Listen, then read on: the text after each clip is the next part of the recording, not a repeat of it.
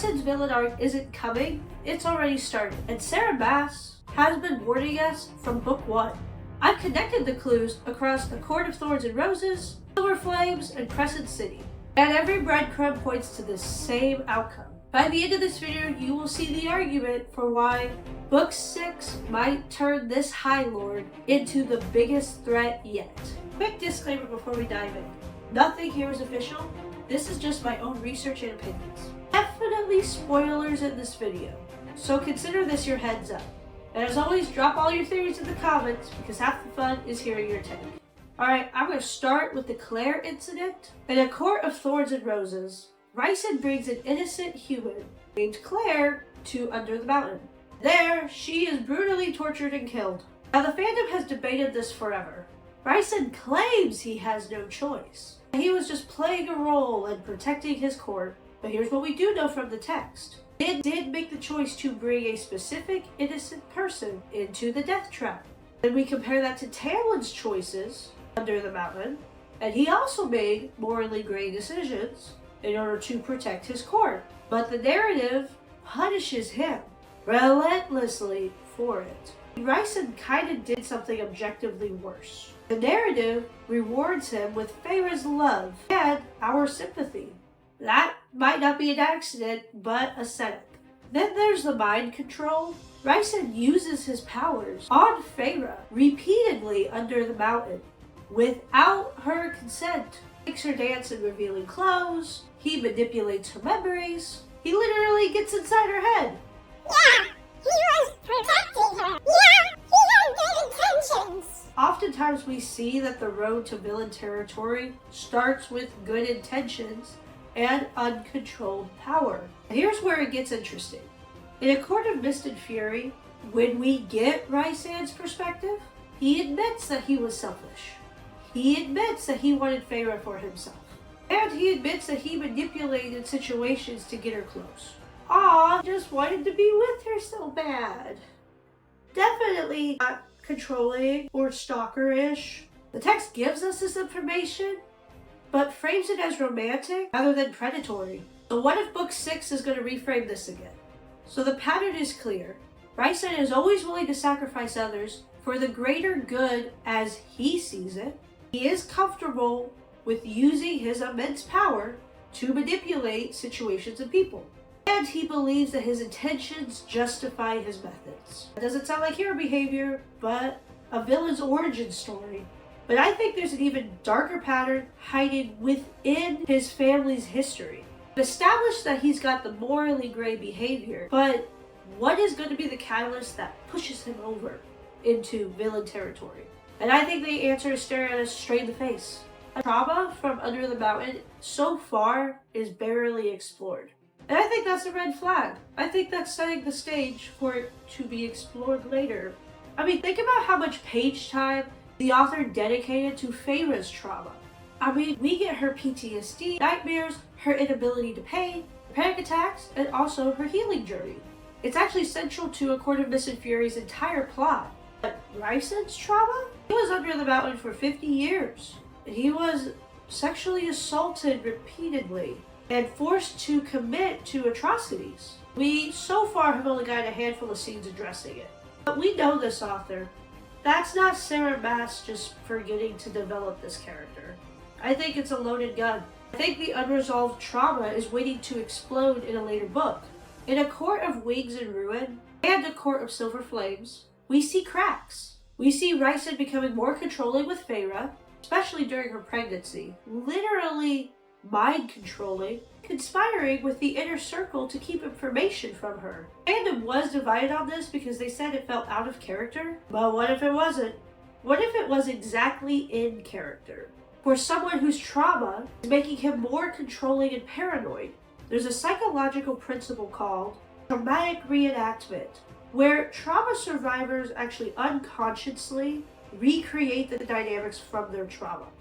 Rhysand was powerless Under the Mountain, but now he has ultimate power, and now he's becoming the controller. I think he's possibly ensuring nobody can make him powerless again, even if it means controlling the people he loves. Honestly, I'm a little curious on what you guys think about this, because I know there's a second half to this story. Is this a red flag? or is it understandable?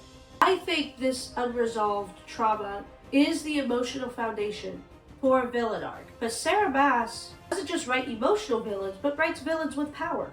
And that's where the Starborn theory comes in. Because if Rhysand is more powerful than we could have ever imagined, the stakes of his possible corruption could be catastrophic.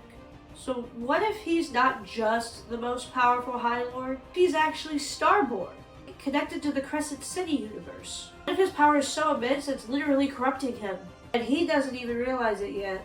Let's talk about this Starborn theory, because this is where ACOTAR and Crescent City collide in many ways. In the House of Flame and Shadow, we learn that the Starborn have reality-bending power. Bryce between worlds. The Starborn are descended from the Fae, who left Midgard. Rhysand's power has never made sense within the ACOTAR magic system, unless he is Starborn. Think about it. Rhysand's mother was a seer with mysterious origins. His father kept secrets about their bloodline. Rhysand has powers that exceed every other High Lord. So strong that he can shatter minds, has darkness that can consume armies, and has the ability to sense and manipulate the very fabric of magic. This is adding up to be a really kick-butt villain. That's not high Fae power. That's Starborn power. And here's the kicker. In Sarah Maas' Crescent City series, we actually see what happens when Starborn power is not properly understood or controlled. It consumes, it corrupts, and it demands more. Bryce struggles with power constantly. What if Rhysand's power is actually doing the same thing to him? And simply because he doesn't know he's Starborn, he can't even fight it. There's also the High King theory. Multiple characters in the Court of Silver Flames hint that Rhysand could become High King. We've got multiple characters mentioning it. Even Feyre kind of thinks about it. I don't think that's random. I think Sarah Maas doesn't plant seeds that don't pay off. But then, here's the question. What if Rhysand's path to becoming High King is the villain arc? Power corrupts. Absolute power can corrupt absolutely. Rhysand kind of already has an attitude that he knows what's best. He already makes unilateral decisions. He's starting to keep secrets from his own mate for her protection. Now we're thinking about giving him the power of High King, and he possibly could have Starborn abilities he doesn't understand. The Starborn connection could give Rhysand the power to become a villain, and the High King ambition would give him the opportunity. I don't think Sarah Maas randomly creates villain arcs, but she'll follow patterns. And when you look at the other series, the pattern for Rhysand's villain arc has been there all along. Know that Sarah has a very specific playbook for morally gray characters who cross the line. So when you apply that playbook to Rhysand, villain arc theory kind of stops being speculation, and it can start feeling inevitable. Let's start with Throne of Glass. Aelin does morally questionable things throughout the series. She manipulates, she kills, she makes unilateral decisions that affect entire kingdoms. But the narrative constantly checks her.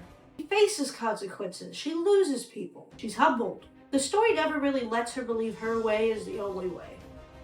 Rhysand thus far has faced almost zero consequences for his morally gray actions. Claire's death, never addressed again. Mind-controlling Feyre, framed as romantic. Keeping the pregnancy secret, well, he apologizes, but there's no real consequences. The narrative has been protecting him. And in Sarah Maas's writing, when a character is protected from consequences for too long, the reckoning is massive. Then there's the Takeo arc from Throne of Glass. He starts as a beloved character. He makes increasingly questionable choices based on his trauma and rigid worldview. Becomes so morally compromised that he needs an entire book in order to redeem himself. The fandom was shocked whenever he became temporarily antagonistic, but the seeds were always there. Sound familiar? If you're having an existential crisis about your favorite character, go ahead and hit the like button. J Maas also loves the fallen hero archetype. In Crescent City, we see characters like Rune struggle with the weight of power and legacy. In ACOTAR, we've already seen Tamblin's fall from hero to villain, but Tamblin's fall was obvious and brutal. What if Rhysand's fall is subtle? What if it's happening right now, and we're all just making excuses for him because we love him? There's also the mate bond question. Sarah Maas has been deconstructing the mate bond since A Court of Silver Flames. We know that Nessa's and Cassian's bond is complicated. Asriel's bonus chapter questions whether the Cauldron gets it right. Lane is actively rejecting her mate. So what if Book 6 reveals that the mate bond can be corrupted or manipulated? What if his bond with Feyre is not as pure as we think? In Crescent City, we learned that magical bonds can be twisted. That power can corrupt even the most sacred connections. So if Rhysand is Starborn and doesn't understand his power, what if his bond with Feyre is being influenced by that? The villain playbook is clear. Beloved characters with unchecked power and unresolved trauma eventually break. When they break, they can break catastrophically. So the question isn't if Rhysand could become a villain, because we kind of answered that question. The next question would be what specific form of villain is his villain arc going to take in Book 6? And here's a part that no one's talking about, because it's the one thing that Sarah Maas has never done before. What happens when the character who once saved the world is the one the world now has to be saved from? I mean, Rhysand's entire identity is based on control of power, control of perception, control of fate. It's what kept him alive under the mountain. It's what made him High Lord. I mean, it let him rebuild a court from trauma. But every control system in Maas's worlds eventually collapse under their own weight. Aelin's plans unraveled. Bryce's secrets detonated. Feyre's own walls broke. I think Rhysand's turn could be next. Not because he's evil, but because he's human in all the ways that gods are not supposed to be. And I think it's quite tragic. Everything he's done, the lies, the manipulation, the mind games, has always been for love, for Feyre, for Prythian. That's what makes him dangerous. Villains born from hatred are predictable. Villains born from love think they're saving everyone. Remind you of someone? I am becoming more powerful than any Jedi has ever dreamed of. And I'm doing it for you. To protect you.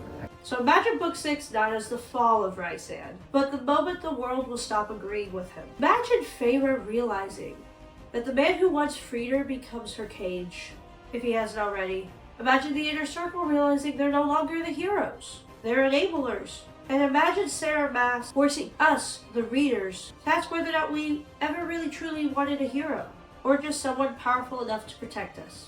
So defend him in the comments below, because I'm kind of racking on his character right now. And I know there's two sides to every story. Because if Maas follows her own law, then redemption only comes through ruin. And ruin in her worlds is never contained to just one court. So who is Rhysand going to take down with him when he does? I'll see you in the next one.